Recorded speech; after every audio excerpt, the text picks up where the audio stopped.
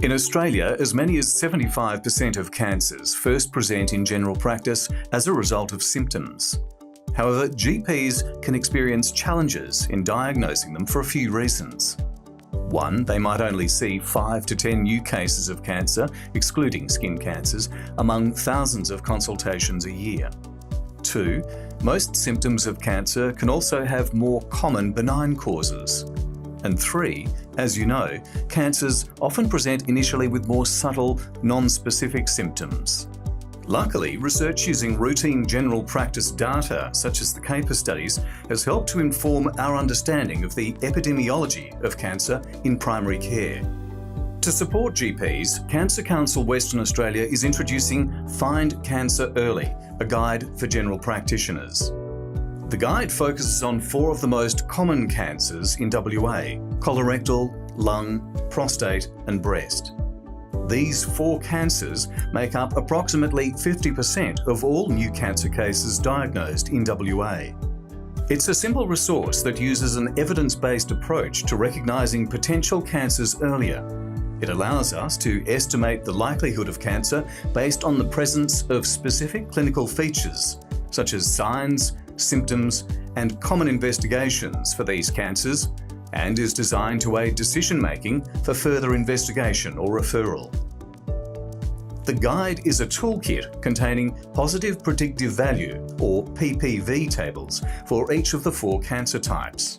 PPVs quantify the probability of cancer for individual and pairs of clinical features in patients over the age of 40. The values represent the proportion of people out of 100 with individual or combinations of clinical features who will have an underlying cancer.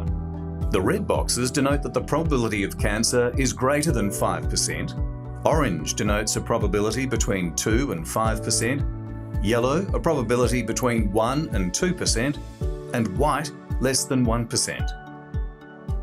These numbers can help guide the urgency with which you investigate or refer someone.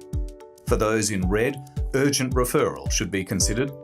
Orange PPVs probably warrant prompt investigation. Those patients with lower PPVs still require follow-up of their symptoms and possible investigation to rule out an underlying serious condition. Let's look at how to use these tables. PPVs for individual clinical features are found along the first row. Using colorectal cancer as an example, the probability of cancer for an abnormal rectal exam on its own is quite low at 1.5%. To find the PPV for a combination of 2 clinical features within a 12-month period, the subsequent rows are used together with the columns, so we can see that an abnormal rectal exam combined with loss of weight increases the probability to 7.4%. When combined with rectal bleeding, 8.5%, and diarrhea, 11%. Rectal bleeding alone is 2.4%.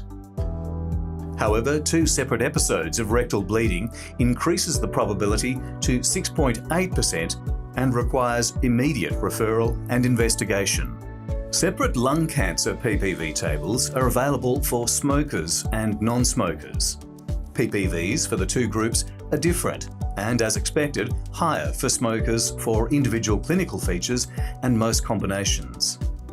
For non-smokers, the probability of lung cancer for thrombocytosis on its own is 1.6%, but when combined with loss of weight, increases to 6.1%.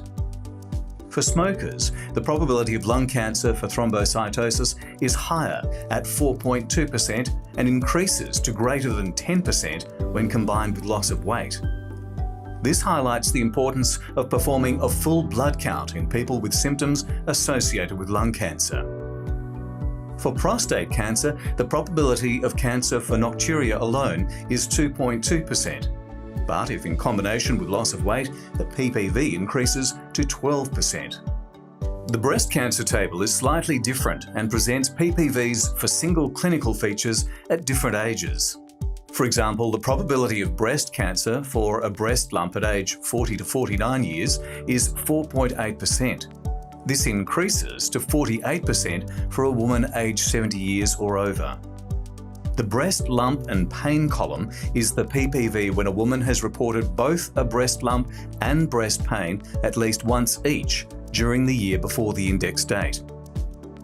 Each cancer guide also contains information on symptoms, risk factors, and implications for practice for GPs to consider. Find Cancer Early, a guide for general practitioners, is available for free download from the Cancer Council website. Cancer Council encourages GPs to refer to it when managing patients presenting with potential cancer symptoms. For more information, visit the Cancer Council website.